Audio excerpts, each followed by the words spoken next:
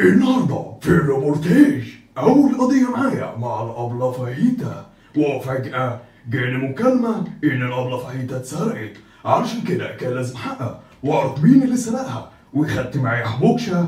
تعالى يا حموكشة. ايوه يا خالو حبيبي، بص بقى يا خالو، احنا لازم نسال بقى ونستفسر بقى اصلا. وعرفت من حموكشة إننا لازم نسأل ونستفسر، علشان كده لما خدت معايا سحس بومب. سحس بومب. ايوه يا بروف، انا عارف ان انت ما بتحتاجنيش الا في المشاكل المهمه. طبعا يا سحس انت وحموكشة، الأبلة فاهيتا اتسرقت ومش عارفين لسه ايه اللي اتسرق منها. يا وعدي، وانا قاعده يا حبيبي مع كركوره مش عارفه البوك بتاعي راح فين. هتلاقي الحنبقه خدته عشان تصرف على نفسها.